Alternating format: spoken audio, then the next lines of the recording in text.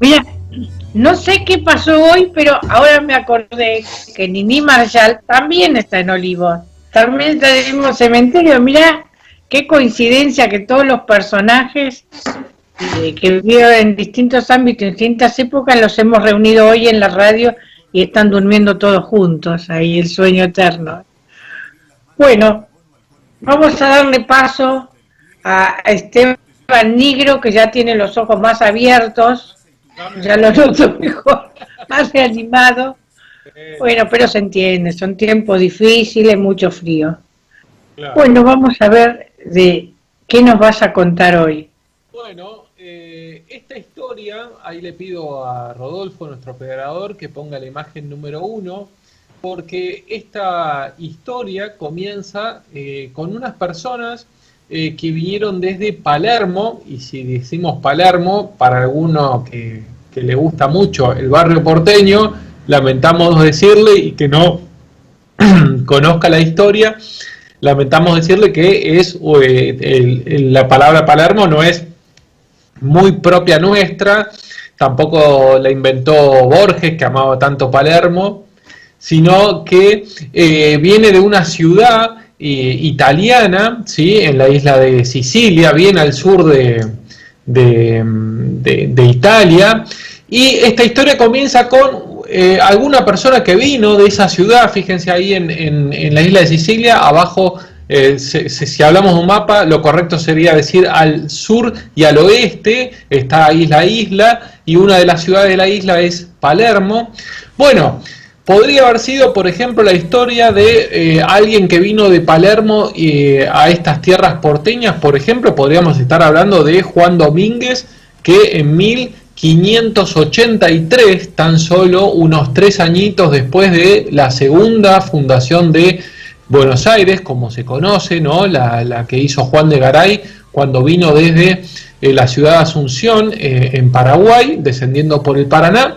Podría ser la historia de Juan Domínguez, que recordemos que fue un chico que con tan solo 16 años vino desde esa isla y llegó a tierras porteñas, y al casarse con una hija de uno de estas 20 familias que llegaron con Juan de Garay desde Asunción del Paraguay, heredó unas tierras que no eran las mejores tierras, porque eran unas tierras ubicadas al norte de esta pequeñito pueblo de Buenos Aires.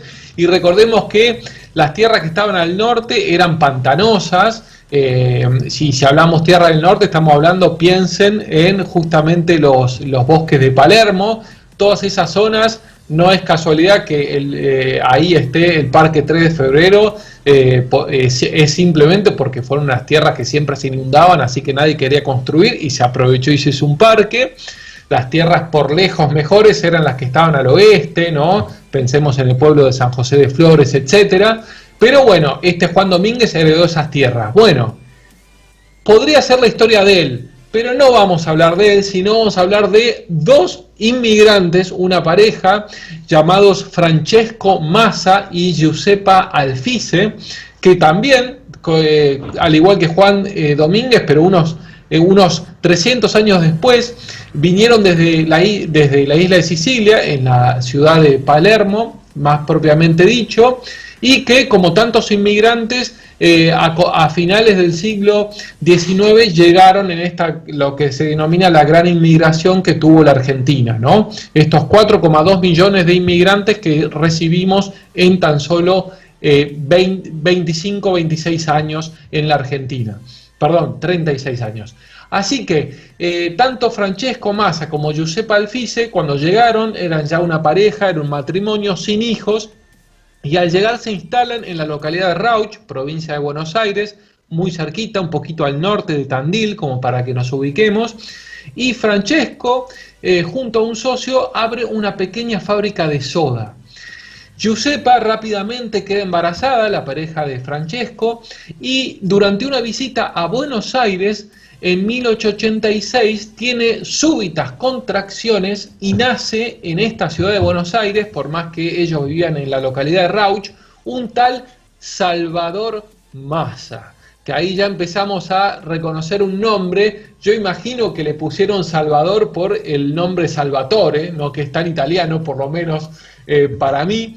Y resulta que Salvatore, que siempre fue hijo único de esta pareja, Salvador Massa, a los pocos años de él haber nacido, su padre muere y la madre se muda hacia Buenos Aires.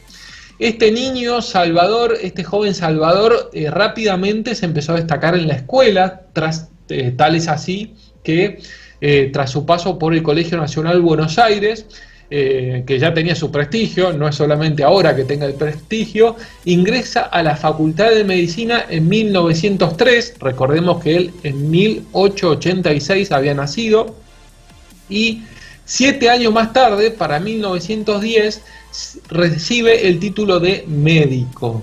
Recién egresado se incorpora a trabajar al Instituto Nacional de Bacteriología, recordemos que hoy lleva el nombre de Carlos Malbrán, de este que hablábamos al comienzo del programa, que por aquella época era tan solo un colega 20 años mayor que él. Recordemos que Malbrán, hablamos hace unas semanas, nació en 1860 y algo. Estamos hablando de ahora de Salvador Massa de 1886. Y también, como ahí anticipaba Cristina, tuvo a su cargo Salvador Massa el lazareto de la isla Martín García, que esto yo me lo desayuné ahora, seguramente ustedes ya lo conozcan, Margarita y Cristina, pero yo no sabía que allí mandaban a los inmigrantes que estaban sospechosos de alguna enfermedad, por ejemplo, cólera.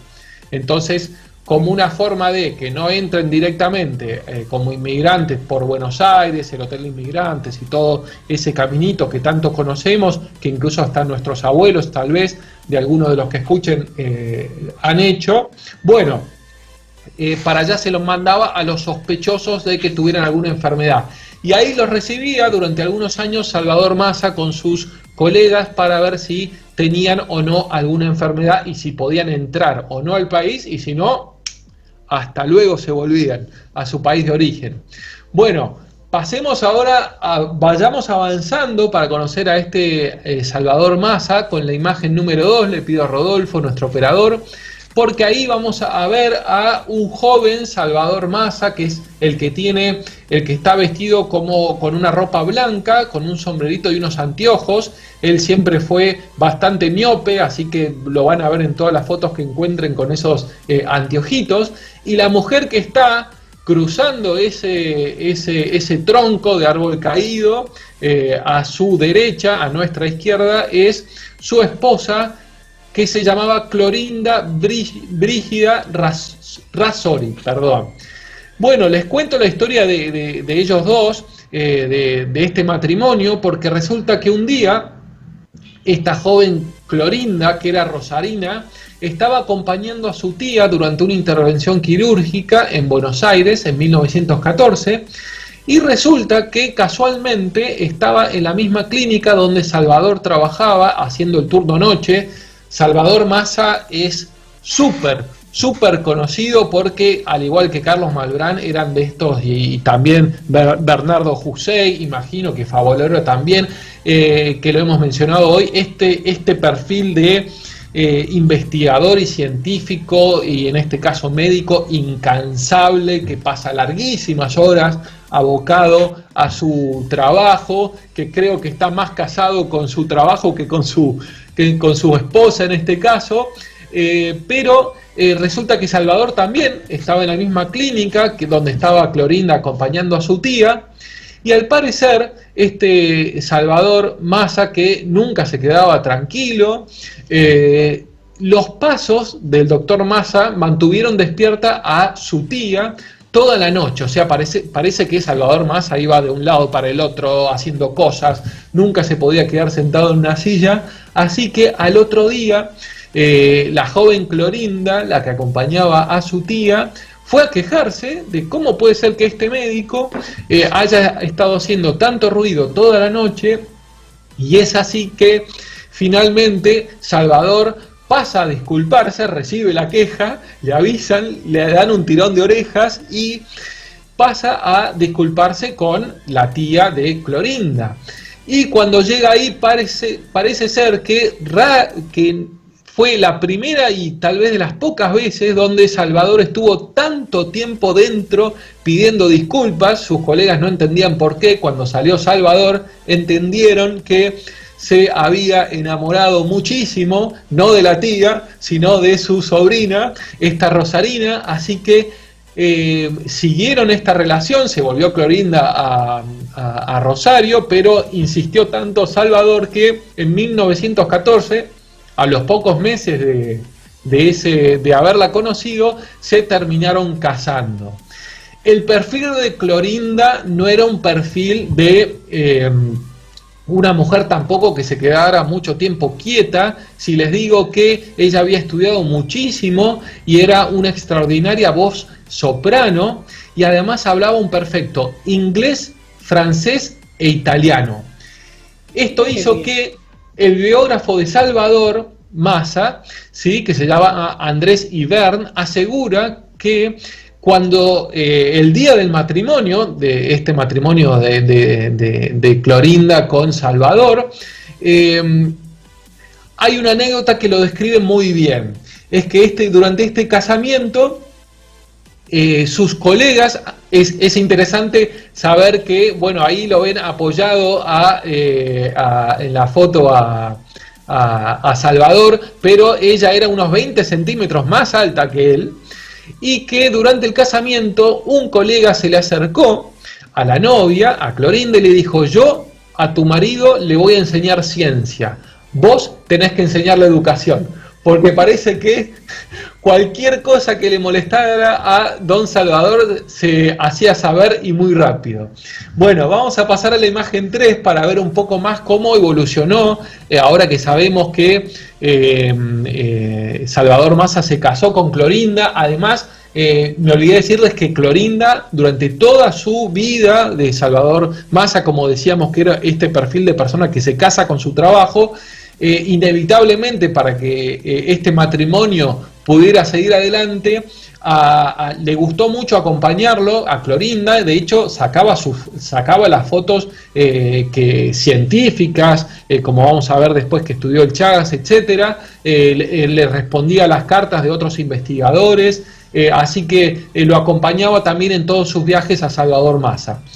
Y hablando de viajes, vamos ahí, gracias Rodolfo por la imagen 3, porque en 1918 Salvador Massa con Clorinda viajan a Europa, son mandados por el gobierno argentino a unas universidades en Europa para estudiar estas enfermedades endémicas que le habían empezado a gustar tanto a Salvador Massa, y allí en Alemania conoce a un brasilero que es justamente ni más ni menos que el que vemos en la foto, Carlos Chagas, que ahí hace una referencia. Esto es la tapa de un libro que dice La ciencia en los trópicos, está escrito en portugués, porque justamente él era brasilero, y ahí lo conoce a Carlos Chagas, que 9 años antes, este joven científico brasilero era la primera persona, el primer investigador en hallar un parásito que se llama Trypanosoma, vamos a hablar un poquito después,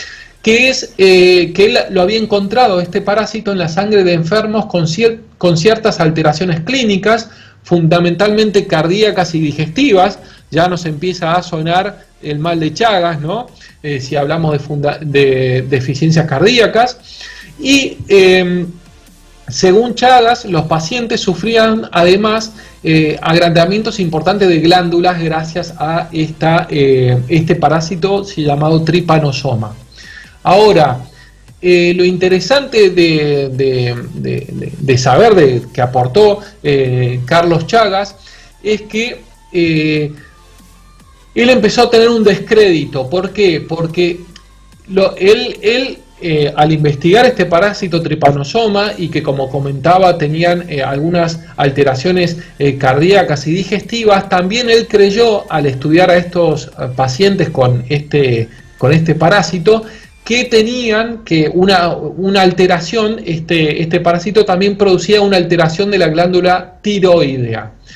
Lamentablemente para este investigador, que aportó tanto avance digamos, en el desarrollo del estudio de este parásito, la parte de alteración de la glándula tiroidea no era así, sino que él tuvo la mala suerte de tener algunos pacientes que también desarrollaron esta alteración, y en el ambiente científico, por mala suerte para él, se lo desacreditó muchísimo a Carlos Chagas, diciendo que si cosas que podemos imaginar al estilo de, si cree que la glándula tiroidea fue por este parásito, bueno, imaginémonos, y sabemos que eso no es cierto, imaginémonos todo lo otro que dedujo. Bueno, esa fue la conclusión rápida que digamos que se estableció en el ambiente científico, lamentablemente errónea, porque todo lo otro que había investigado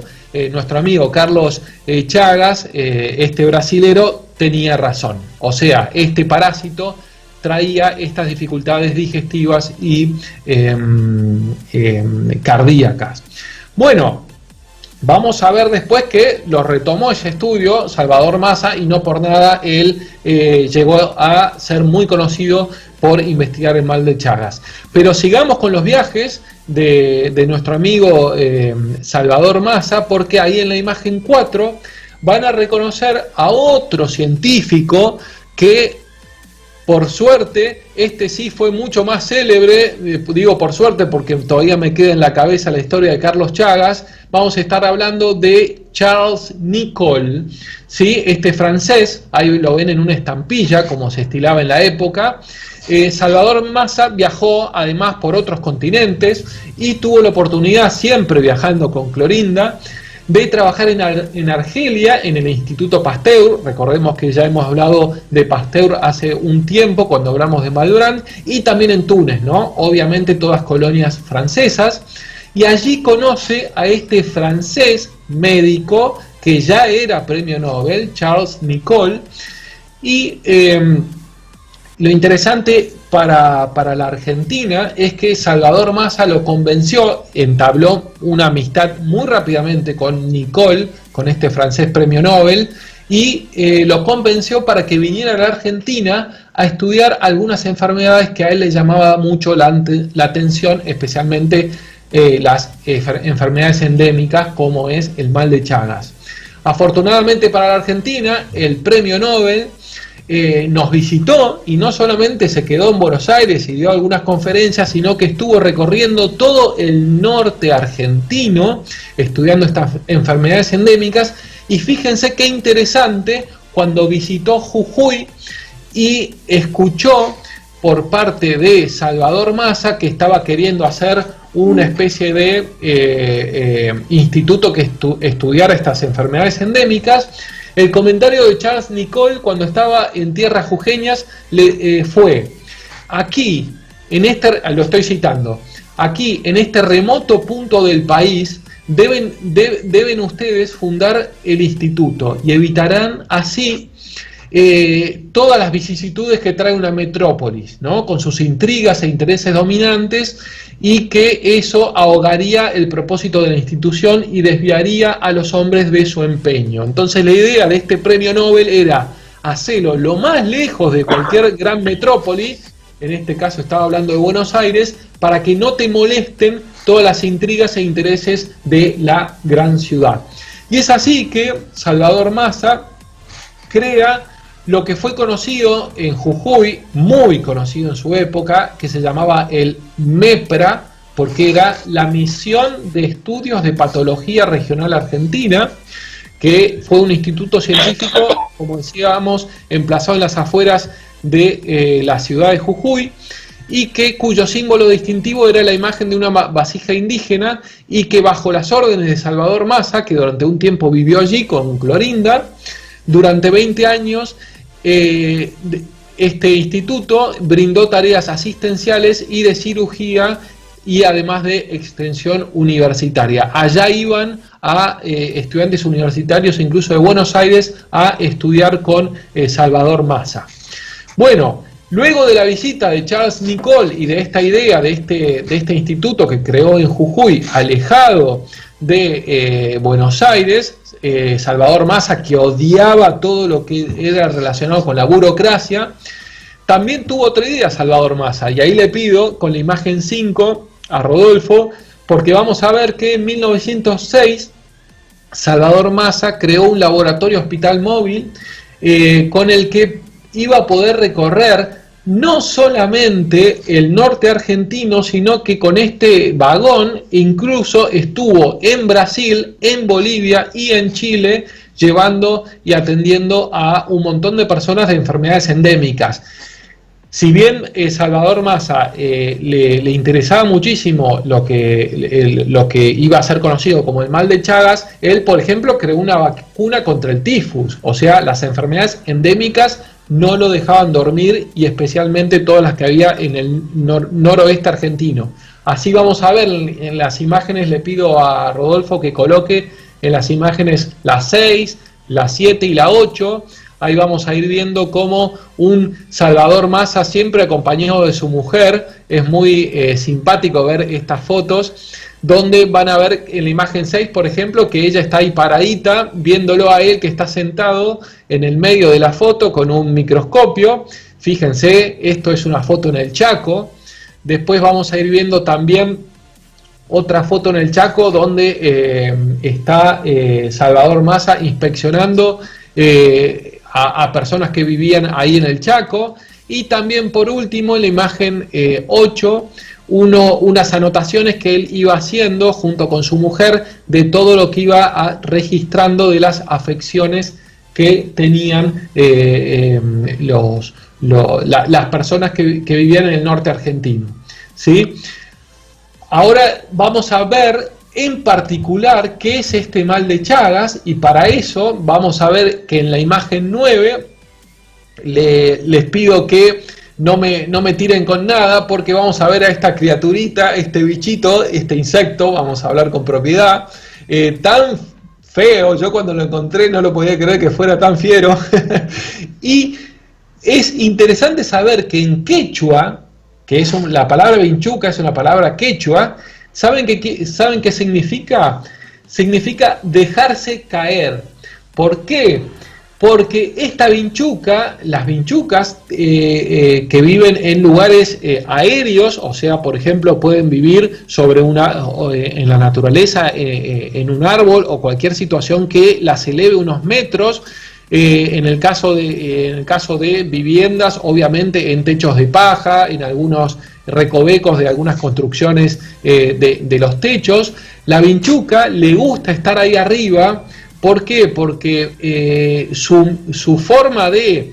es un insecto que vive de chupar la sangre, así como el mosquito, de chupar la sangre de otros animales. En este caso la vinchuca, especialmente de mamíferos, dentro de los cuales tristemente estamos.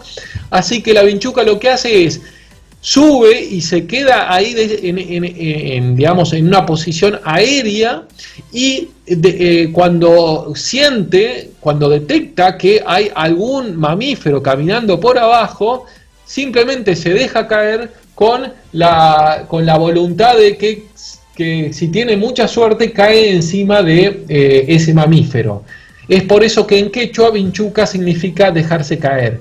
Y así, si tiene la suerte de caer sobre un mamífero, simplemente lo pica. Ahora, pasemos a la imagen 10, porque, al igual que el mosquito del dengue, no es que la vinchuca ya de por sí, casi se me cae el micrófono, ya de por sí traiga esta enfermedad consigo.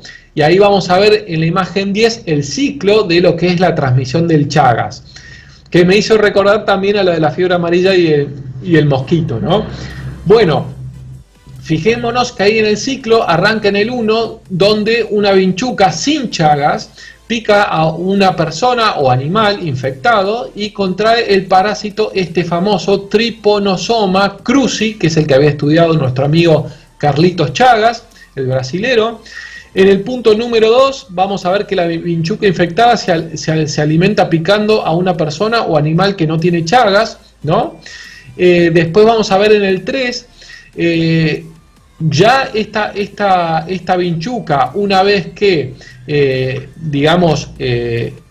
por primera vez no tenía mal de Chagas, picó a una persona que ya tuviera el mal de Chagas, ya lo contrajo ella al mal de Chagas, lo que hace es, la siguiente vez que pica, suele ella, cuando pica, defecar sobre la piel.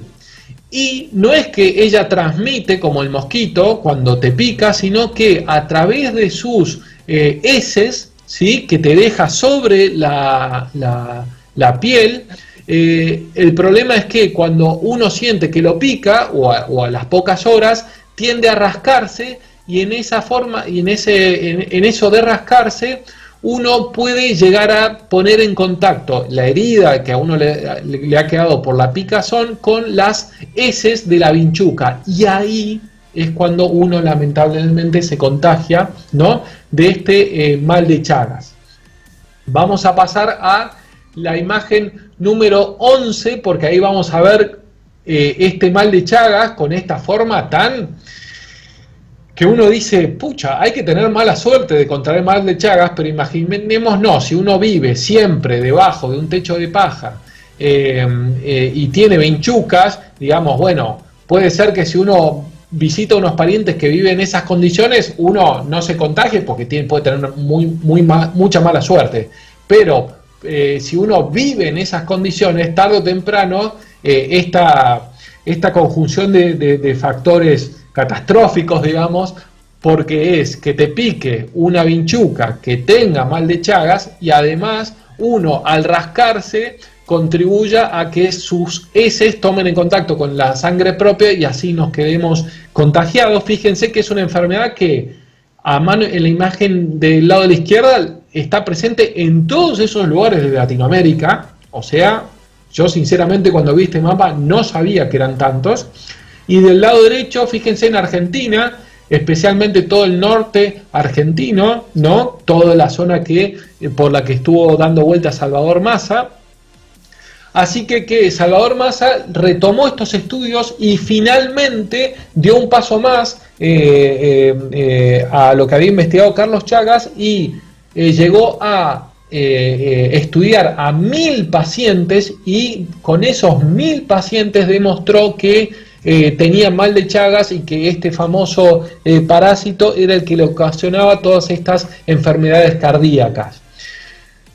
Afortunadamente para nosotros, nuestro amigo Salvador Massa, y ahí vamos con la imagen 12 y ya vamos terminando, no solamente se quedó con eso, sino que una vez que ya demostró de la enfermedad del mal de Chagas y todo lo que traía aparejado, él se peleó muchísimo con los gobiernos de turno, porque siempre pasaba lo mismo, ¿no? En la ignorancia uno dice, pero ¿cómo puede ser que este bichito, así como pasaba en la fiebre amarilla, que nadie hubiera pensado que un mosquito era el transmisor de la enfermedad? Todos decían, pero estas vinchucas que tienen hasta nombre quechua, imagínate desde hace cuánto que viven acá, no puede ser que sea la transmisora. Y obviamente si uno quería erradicar el mal de Chagas tenía que invertir muchísima plata, porque era mejorar toda la infraestructura de las personas que vivían en el norte argentino. Así que siempre se llevó las patadas con los gobiernos de turno, Salvador Massa, pero la imagen 12 es simplemente para mostrarle que nuestro amigo Salvador Massa hizo alguna que otra cosa más. Por ejemplo, en 1942 se contactó con Alexander Fleming, recordemos el inventor de la penicilina, y le pidió por favor si podía producirla en Argentina. Para su asombro, Alexander Fleming lo autorizó, y la Argentina fue el primer país en el mundo que pudo desarrollar esta penicilina. Tristemente para esta historia llegamos al final, porque les voy contando que Salvador Massa muere en 1946. Lamentablemente no murió en Argentina, sino murió en México, pero haciendo lo que él le gustaba hacer, que estaba en un congreso y él hablando de la enfermedad, el mal de Chagas. Y como decíamos al principio, lo tenemos afortunadamente en nuestro cementerio de Olivos, y ahí vamos a la imagen 13, porque allí con una plaquita lo vamos a encontrar. Y como en tiempos de pandemia, como para que tengan una idea de qué tan importante es el mal de Chagas, ahora que tenemos tan frescos la cantidad de muertos, ¿no?, que hay pandemia, les cuento que el mal de Chagas produce 10 a 12 mil muertes anuales, ¿sí?, en toda América. Hay 3 millones de argentinos que tienen mal de Chagas y hay 9 millones en toda América. Bueno, cuando quieran visitar el cementerio de Olivos, cuando pase esta pandemia, yo quiero ir a conocer, los invito que vayamos a conocer a donde está nuestro amigo Salvador Massa y reconocerle toda esta historia. Sí, es una bóveda muy austera. Yo estuve el día que la Sociedad Argentina de Cardiología le hizo el homenaje en el 2006 y que le pusieron una placa esa grande que está ahí. Me acuerdo bien. Ajá. Ahí lo recordaron la única vez que vi que le hicieron un homenaje importante. Y ahí está. Pero la enfermedad se llama de Chagas Massa, llevan los dos nombres. Perdón, sí, me olvidé de contar eso, claro. Es interesante porque nos remite, ¿no?, a estos dos grandes exponentes, Carlos Chagas, el brasilero, y Salvador Massa, el argentino. Muy bien. Sí. Bueno, excelente, muy bueno estos homenajes que necesitan nuestros científicos. Muy bien. Bueno, y ahora viene Margarita.